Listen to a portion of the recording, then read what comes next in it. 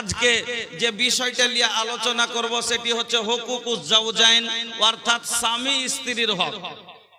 একজন স্ত্রী তার স্বামীর উপরে কি কি হক রাখে, আর একজন স্ত্রীর উপরে তার স্বামী কি কি হক রাখে।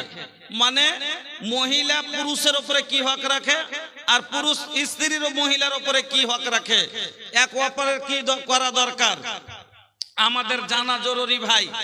না জানার কারণে আজ সংসারে অশান্তির আগুন জ্বলছে। আজ কাউরির বউ আটকে আছে, তো কাউরির তালাক হয়েছে, তো কাউরির মাসে 3 বের খালি বিচার বসছে, তো কাউরির কেস চলছে। পুরুষ নিজের ভুল বুঝে না, দোষ চাপাইছে স্ত্রীর ওপরে, আর বলছে আমার স্ত্রী ভাল লাই ভাই। সবই ঠিক আছে ভাই, কিন্তু মাগি আর ভাল লাই। একজন পুরুষ নিজের স্ত্রীর উপরে দোষ চাপাইছে, নিজের ভুল বুঝে না। একজন স্ত্রী কামছার বলছে শ্বশুর ভালো বুবু, ভাসুর ভালো, নন যা ভালো, নন ভালো, যা ভালো, কিন্তু যাকে নিয়ে চলবো বুবু সেই ভালো লাগে। ও দোষ চাপাইছে পুরুষের উপরে যে আমার পুরুষ ভালো লয়। হ্যাঁ, তো নিজের সবাই ভুল কেউ বুঝতে পারে না। যেমন একজন মহিলা বলছে কি যখন আমি বহু ছিলাম শাশুড়ি ভালো পাইনি। কি বলছে? যখন আমি বহু ছিনু শাশুড়ি ভালো পাইনি, আর যখন আমি শাশুড়ি হয়েছি তো বউ ভালো পাইনি। আমার কোনো দোষ নাই, আমার কোনো দোষ নাই। আসলে সব দোষ হলো আর, আসলে নাটের গুরু হলো ওই, আসলে বদমাশের হাড্ডি হলো ওই, আসলে ব্যবহার খারাপ হলো ওই মহিলার। যে ওর ব্যবহারের কারণে যখন বহু ছিল শাশুড়ির সাথে বন্তি পড়েনি, আর আজ শাশুড়ি হয়েছে তখন বহুর সাথে বন্তি পড়ে না, ওর চালের কারণে। কিন্তু ও নিজের ভুল বুঝতে পারে না, ও নিজের গায়ে কাদা লাগাইতে চায় না। এই রকম হয়ে গেছে, যার কারণে আজ আপনার আমার সংসারে সব টেনশন আর টেনশন, বাড়িতে অশান্তির আগুন জ্বলছে। বহু লিয়া কেউ সুখে নাই, শান্তিতে নাই, আর ও কইছে আমি পুরুষ লিয়া শান্তিতে নাই। ভাইজান, এজন্য আপনাকে বলছি, স্বামী স্ত্রী দুইজনের জীবন সুখী যদি না হয়, তাহলে ভাই কিন্তু সংসারে সুখ না হবে না। আর দুজন যদি একরকম না হয়, দুজনের মন না মিলে, দুজনের ব্যবহার না মিলে, তাহলে কিন্তু সংসার চলবে না। যেমন গাড়ির দুটো চাক্কা না মিললে গাড়ি চলবে না।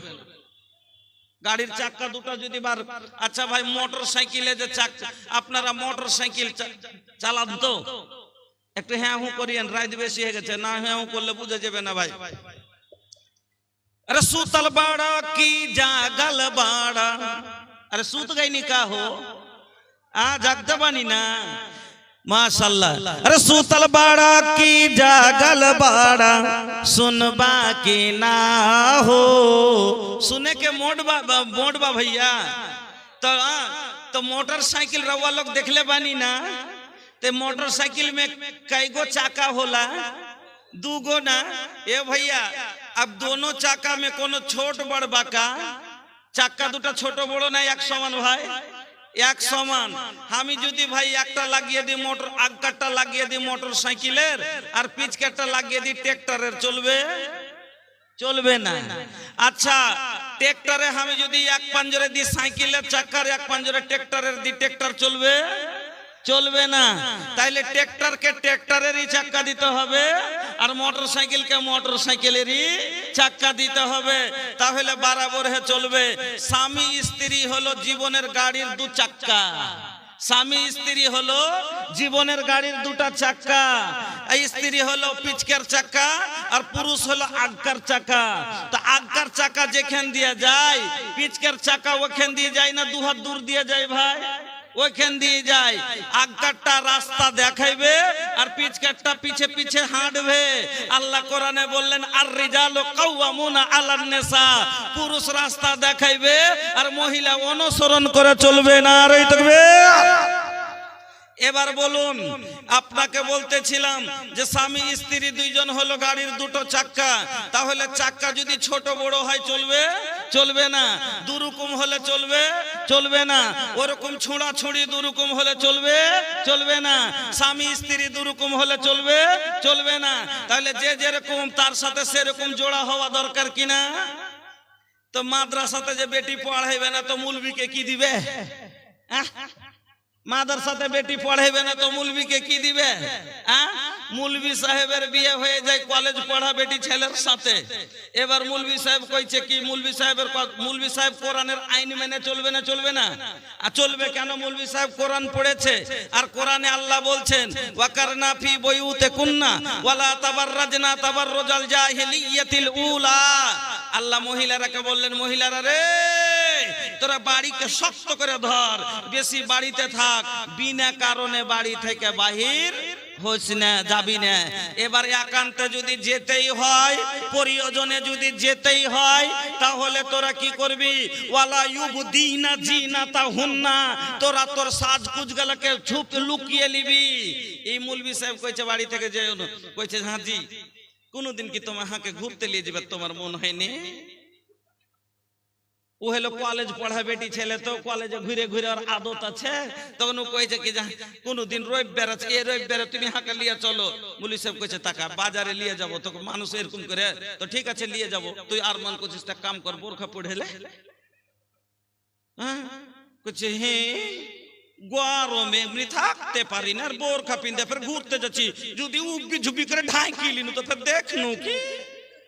ওই একটা বুড়া আগা যুগের পুরাতন যুগের মায়ের লোক ছিল, যে কোন মানে এমন ভাবে চাদরকে লেপটাইতো, আগা দিকে এরকম করে লটকাইতো এইরকম করে, যে সামনে পার নিচে গোড়া খান ছাড়া দূরে দেখতো না, নাকি বলো না? সামনে থেকে দূরে দেখতো না, এইরকম পর্দা ছিল। কিরকম পর্দা ছিল? আজ কোন একটা লোক যদি গ্রামে আসছে, বাড়িতে কেউ আসছে, কইছে মডল বাড়তে আছে জি, তো মডলের বহু আগে বাড়িয়ে কইছে, কে কইছ তুমি? কি কইছ? আগে কে হইলে? ওর চারে গোটা খানদানের তলাশ লি ছাড়ছে। আর আগার এক যুগ ছিল, আমাদের নানি দাদিদের যুগ ছিল, যদি কেউ ডাকতে এসেছে, আল্লাহ রে আল্লাহ, কেউ যদি মডলকে ডাকতে এসেছে, বাড়ির বাইরে তো যায়নি, টাটির আড়ে তারপরে ফের এরকম করে কাপড়কে আগা দিকে ধরে থেকেছে, নাকি বলে না? টাটির আড়ে তারপরে কাপড়কে এভাবে ধরে থেকেছে, আর ধরে থেকে কি কয়েছে, কি কইছো? আচ্ছা হার বেটা কে তুমি কহে দাও, হার বেটা আসলে কহে দেব, কহে দেব, এতখানি কথা।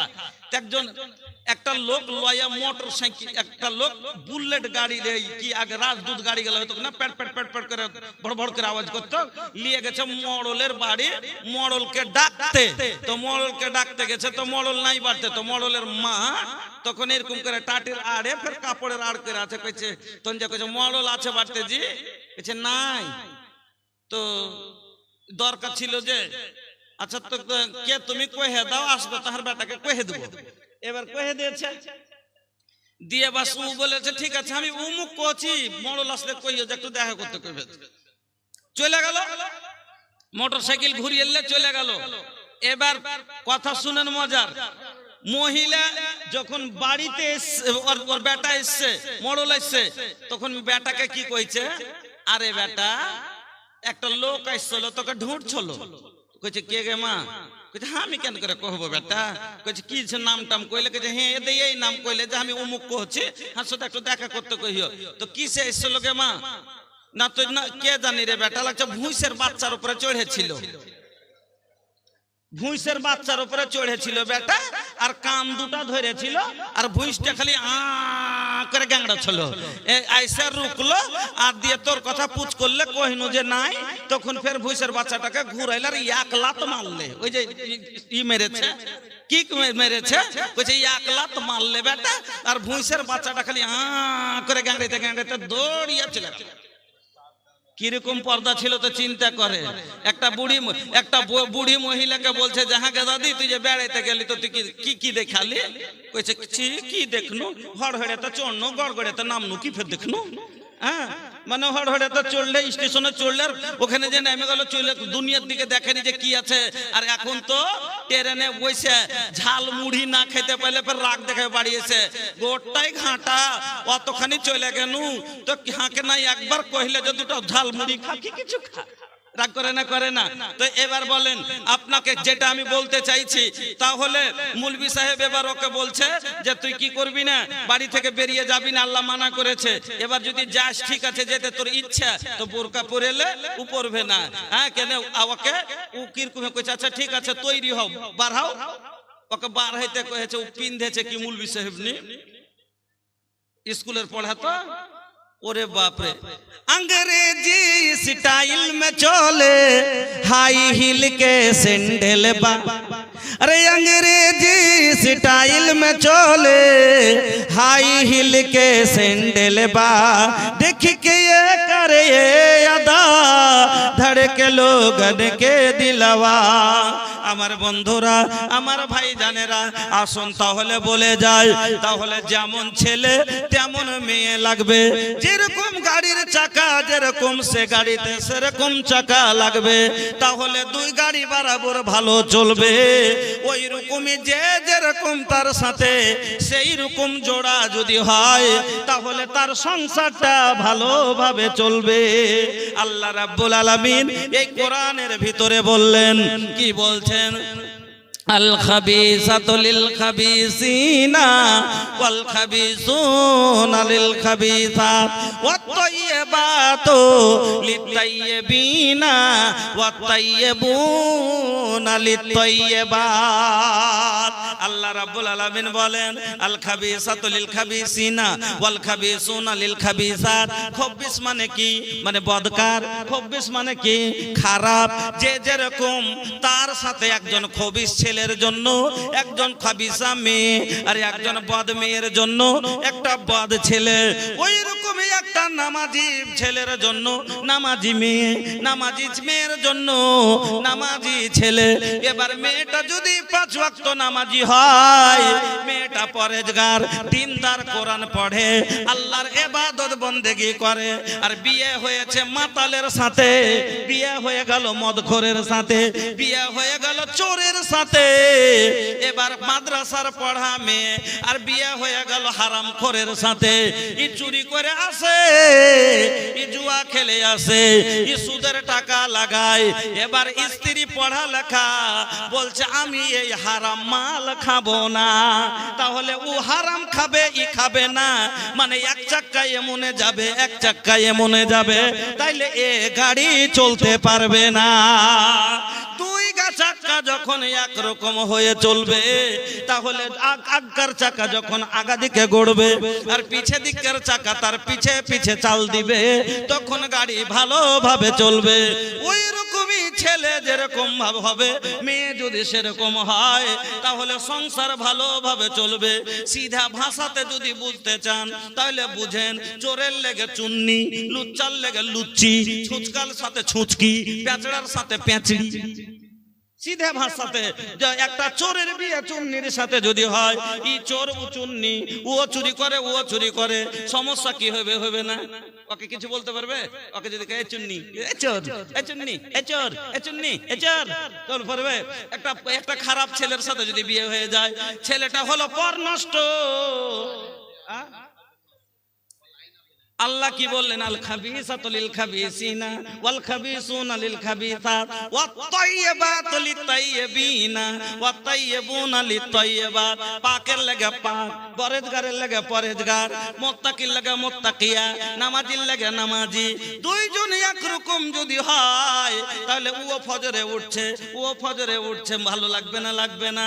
তাই এবার মৌলভী সাহেব ফজরে উঠছে, আর মাস্টার নিকে কলেজে পড়ানিকে বলছে উঠো ফজরের নামাজ পড়ো। কিছু আর গায়ে খুব গরম আছে, পড়ো, আমি পারবো না। চলবে? কয়দিন সহ্য করবে? পারবে না। তখন ঝগড়া হবে, ঝগড়া হবে, সংসার ভেঙে যাবে। এই জন্য আল্লাহ বললেন, একজন খাবিসের জন্য খাবিসা আর খাবিসার জন্য খাবিস, একজন পাকের লেগে পাক, একজন ভদ্রর লেগে ভদ্রী, একজন ভালোর জন্য ভালো নারী। দুইজন একরকম যদি হয়, তাহলে সংসার ভালোভাবে চলবে। আমার বন্ধুরা, তাহলে বুঝতে পারলেন যে মাদ যেরকম যেরকম যেরকম যে তার সাথে সেরকম যদি সেটিং হয়, তাহলে ভালোভাবে চলবে। এবার আসেন, তাহলে স্বামী স্ত্রী দুইজন মিলে চলবে জীবনের গাড়ি। এবার জীবনের গাড়ি চালাতে গেলে কিছু রুল মানতে হবে। আজ সবাই বলছি অশান্তি। যদি সুখের জীবন চান, একজন স্ত্রী বলছে যে আমাকে মারছে, গাল দিচ্ছে, ভালোবাসে না, আমি আজকে 6টা কথা বলবো। এই 6টা কথা যদি 6টা হাদিস শোনাবো আজকে, যদি এই 6টা হাদিস আমার মা খালা মাইনা নিতে পারে, পুরুষের মায়ের তো দূরের কথা, জীবনে একটা বড় কথাও শুনবে না, কোনো দিন জীবনেও মায়ের খাবে না। পুরুষের মায়ের তো দূরের কথা, একটা বড় কথাও শুনবে না। তার জন্য 6টা কাজ করতে হবে।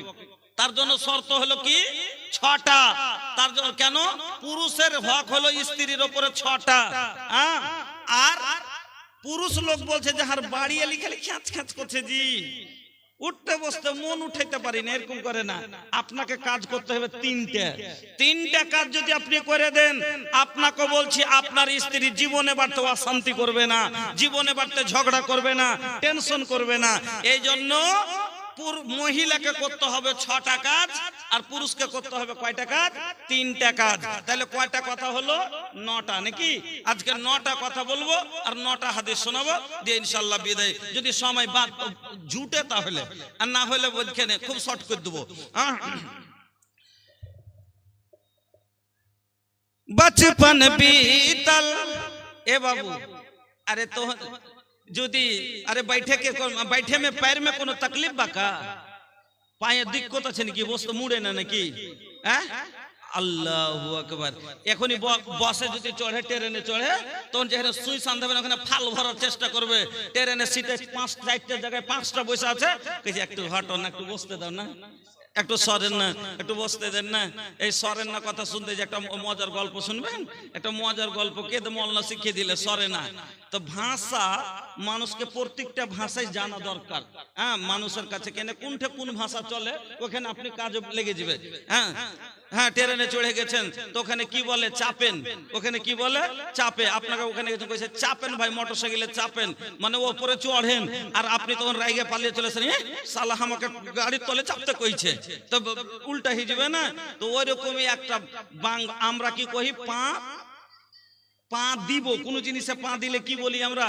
পা দিব নাকি? পা দিব। আর বাঙালি বলে কি? পা রাখবো, পাটা রাখবো। তো একটা লোক ট্রেনে চড়েছে, দিয়ে নিচের সিট গোটায় ভর্তি আছে, তো ওপরে ওই ইয়াতে বাংকারে বসবে লেগে, তখন নিচকের একজনকে কইছে, দাদু একটু সরেন তো, পা দিব। হ্যাঁ, আর ও বাঙালি জানে না যে এটা বাদিয়া ভাষা, পা দিব মানে পা রাখবো। ওর মন যে কইছে পা দেবো। হ্যাঁ, ও যে রাগে আছে। হ্যাঁ, কইছে দাদু একটু সরেন না, পা দিব।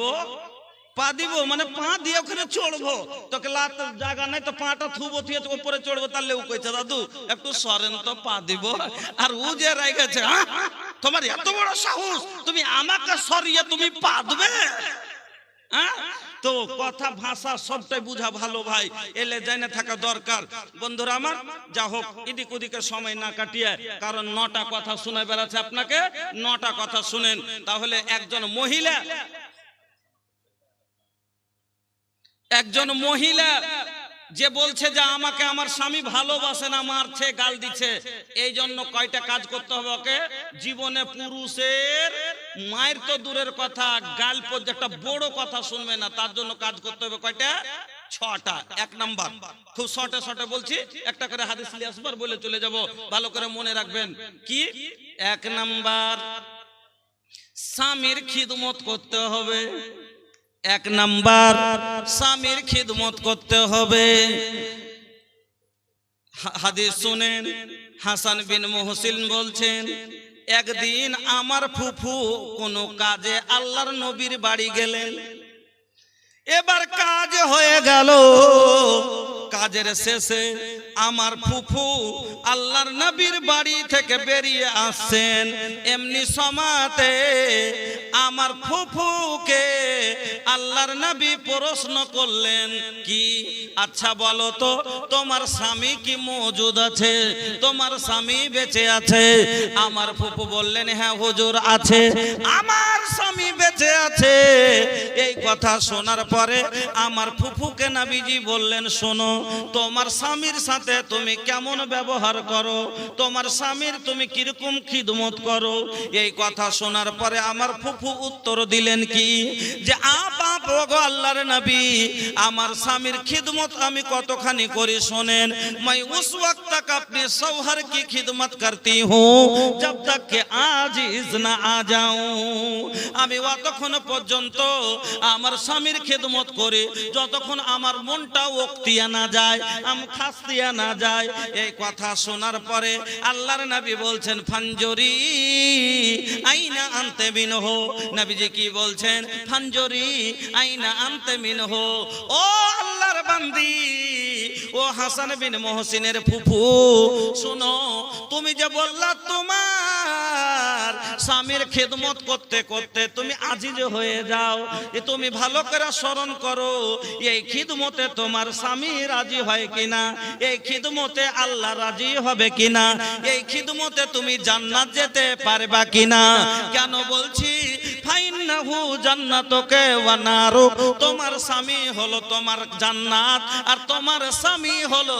তোমার জাহান্নাম মা বোন আমার এক নাম্বার কথা শুনেলেন তোমার স্বামী হলো তোমার জান্নাত আর তোমার স্বামী হলো তোমার জাহান্নাম স্বামীর খিদমত যদি করো জান্নাতে যাইবা আর স্বামীর খিদমত না করো জাহান্নামে যাবে আমার বোনেরা দুই নাম্বার স্বামীর আনুগত্য করা স্বামীর খেদমত বা স্বামীর তাবেদারি করা স্বামীর ফরমাবরদারি করা দুই নাম্বার হলো ফরমাবরদারি করা স্বামীর কথা মতো চলা ভালো করে শোনেন আল্লাহর নবী ভালো মহিলার তিনখানা গুণ বয়ান করলেন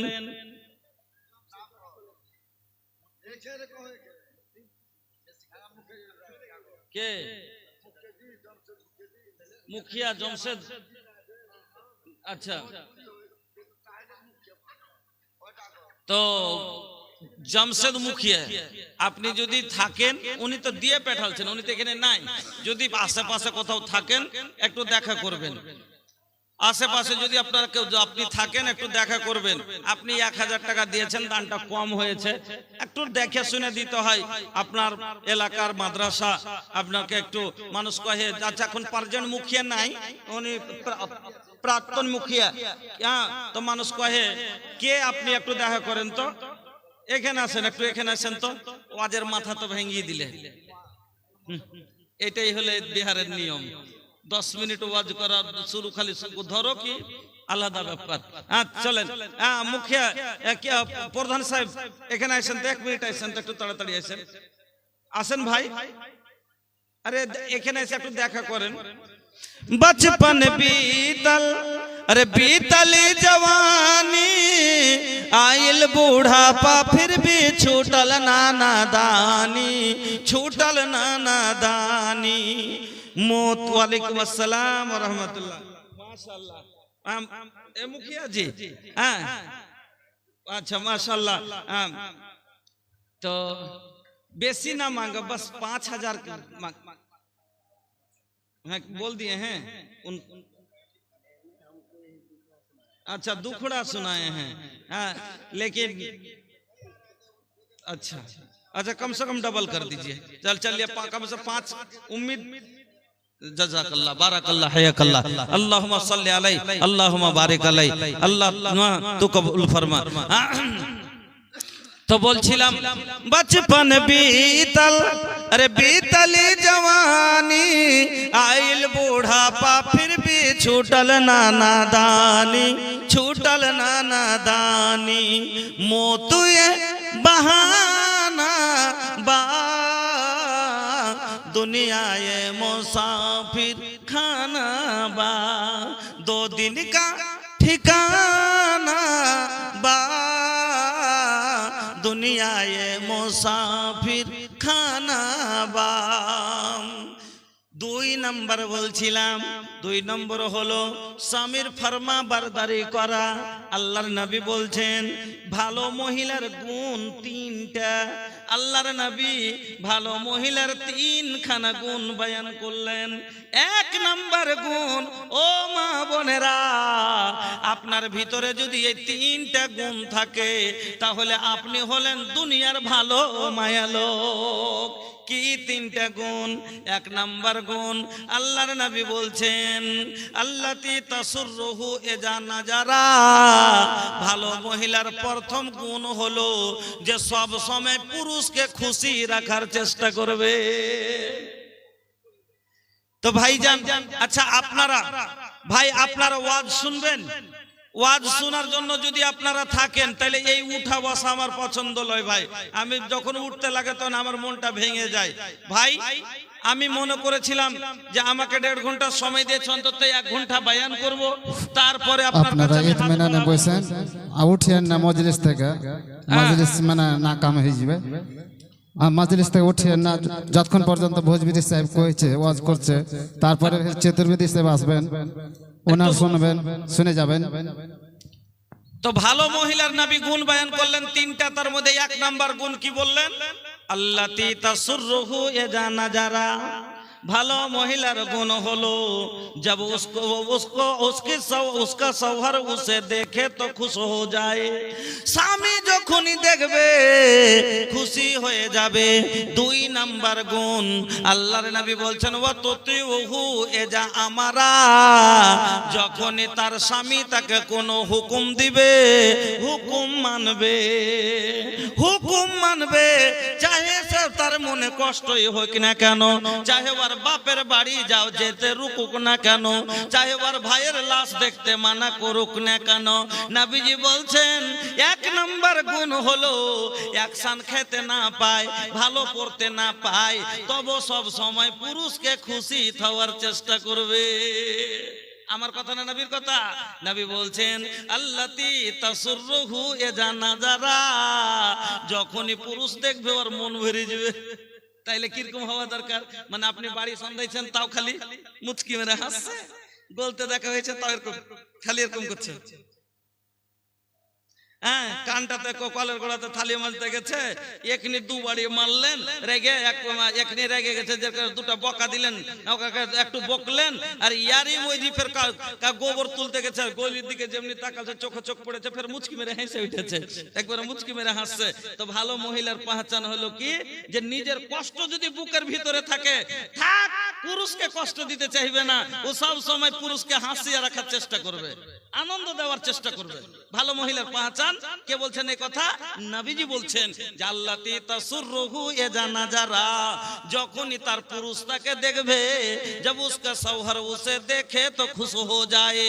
2 নাম্বার নবী বলছেন ওয়া তুতিউহু ইজা আমারা, আর যখনই তার স্বামী তাকে কোনো হুকুম দিবে তার হুকুমের পালন করবে, বাহানা করবে না, টালমটল করবে না, যখন যেটা বলবে।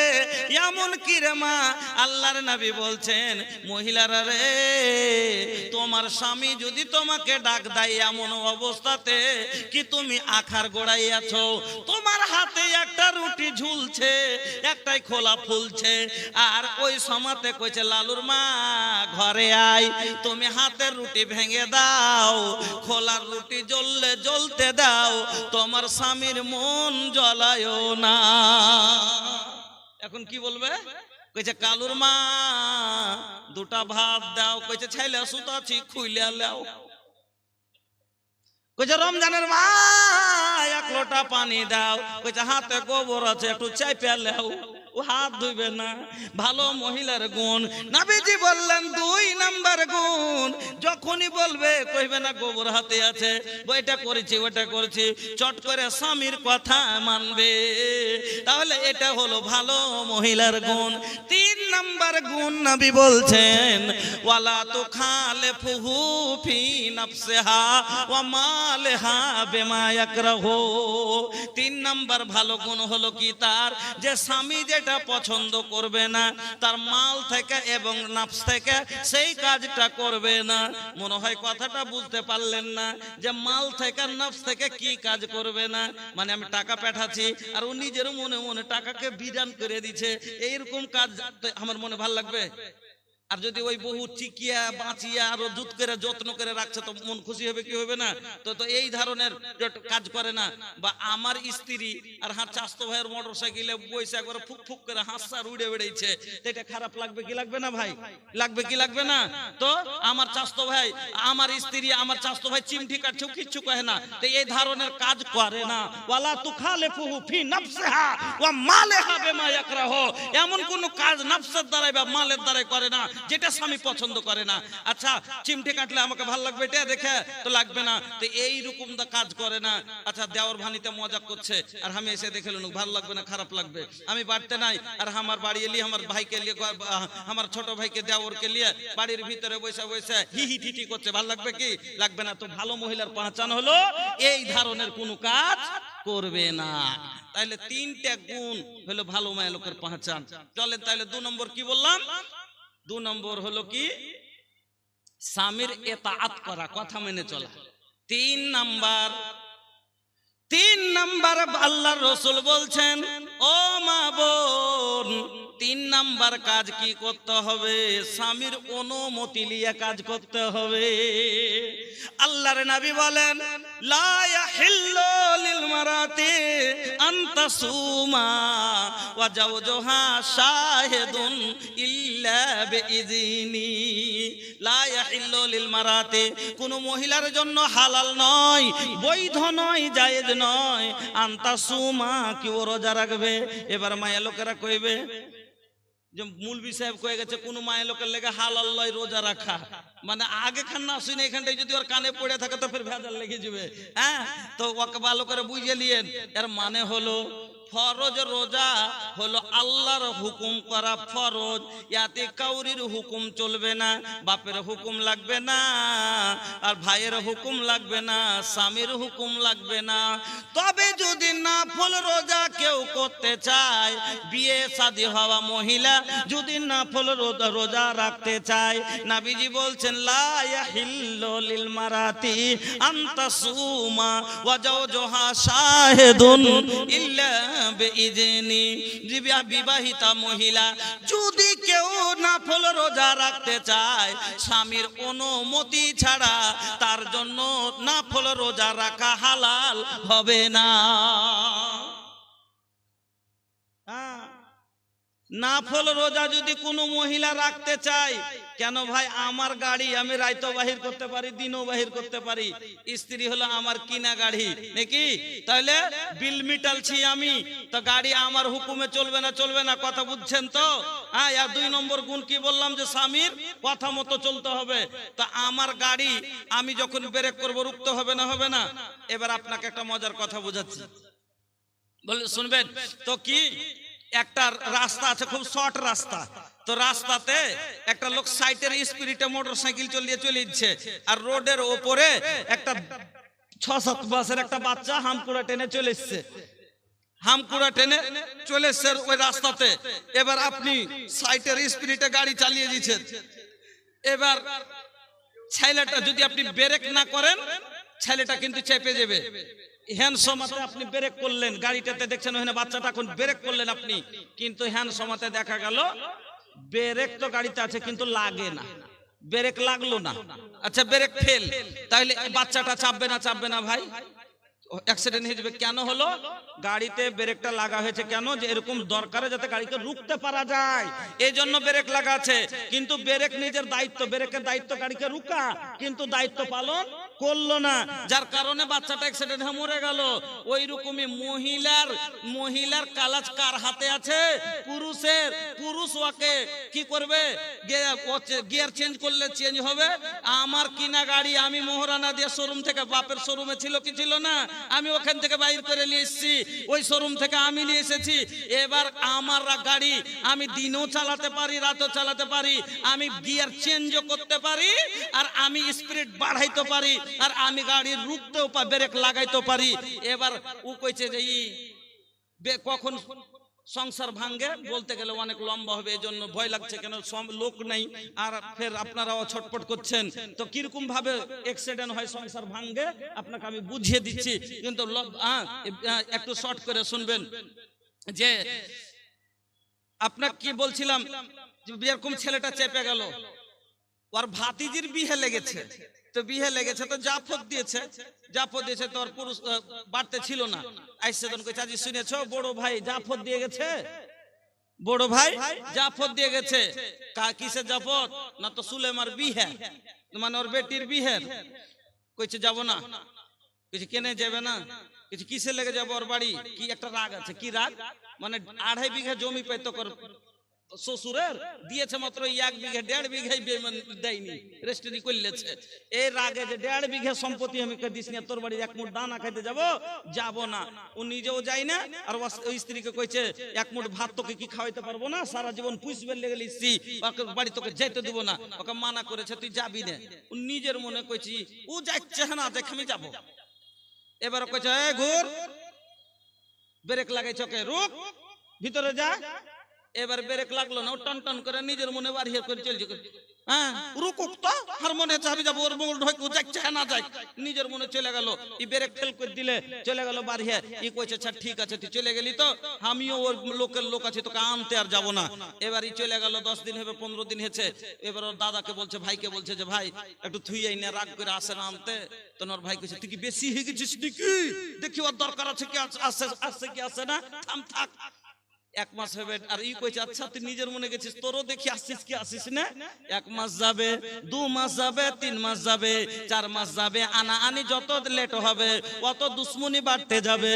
এই করতে করতে 5 মাস যখন হলো, আর একদিন তখন বলছে ওর স্ত্রীকে কি করবো রে, না থুই আসবো, যে কে আনতে যে আর আইলো না।